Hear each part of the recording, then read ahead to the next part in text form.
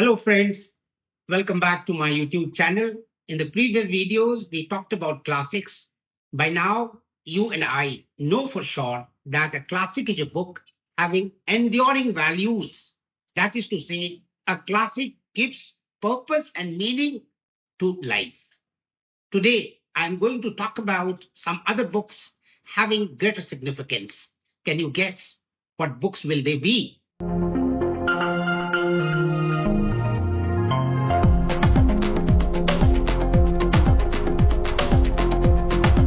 Can you see the book? This is in fact Time magazine, and you have six personalities here. Today, I plan to talk about one of them. Will you be able to guess the name? Friends, as you know, reading has been my passion. And before coming to speak to you, I finished reading a number of biographies and autobiographies. Biographies and autobiographies have been considered books to motivate and inspire, and I too found them to be so. These are some of the autobiographies you must have heard of. This is a well known autobiography of Pandit Jawaharlal Nehru.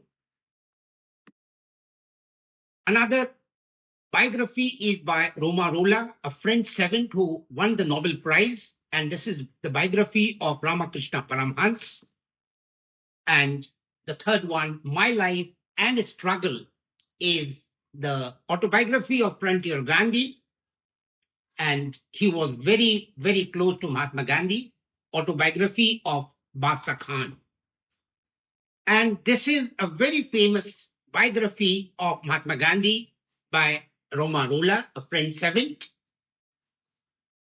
These autobiographies are wonderful ones and make good reading. But friend, I'm not going to talk about these biographies and autobiographies for you. I'm here to talk about a book which changed the very perspectives of life. I'm here to talk about a man who was a black man with a golden heart. He was a man who fought against apartheid. He was a man who redefined Gandhian philosophy and principle. People say that he was Gandhian, but friends, he was Gandhian in new avatar. I'm talking about a man who gave a new interpretation to the idea of freedom by giving what we call a rainbow nation.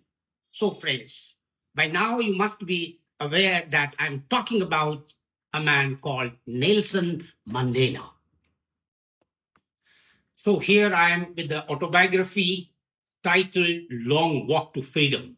I remember to have read this book many years ago, and when I read this book, I still remember what I wrote after reading, and that is a very simple one-line statement, and that is a classic, a must read. That is what I wrote after reading the book. The reason I chose this book, my friend, is very simple.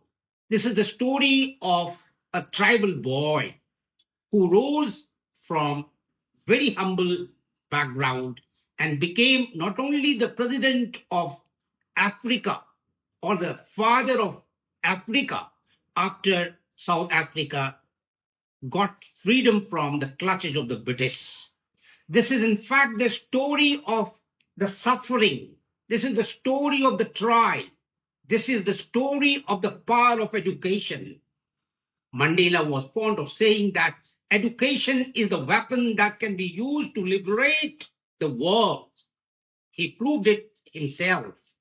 Can you imagine that the man who became the president of South Africa spent 27 long years of his precious life in the prison, my friend? He lived anew. He lived afresh after spending the prime of his life in the prison, my friends. That's the beauty of this book. This is a saga of trial and tribulation. This is a story of hope and aspiration. This is a book which can motivate and inspire any generation of any age group, my friends. trust my words or you can find it yourself after reading this. I must tell you that this is one book which is close to 1,000 pages. This is the first time I read such a voluminous book, but it was worth reading. Let me quickly read a few lines from this book, my friend. Let me read. I have cherished the idea of democratic and free society in which all persons live together in harmony and with equal opportunities. It is an ideal which I hope to live for and to achieve, but if needs be, it is an ideal for which I am prepared to die. See the resolve, see the determination, my friend, see the indomitable will that Nelson Mandela had.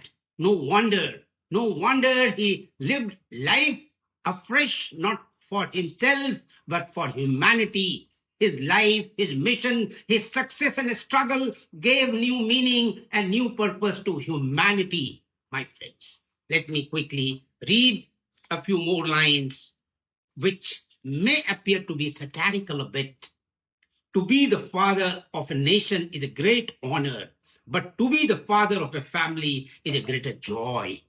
Friends, he made many sacrifices to become what he became, and you have to go through this book to enjoy the ecstasy of his joy and suffering.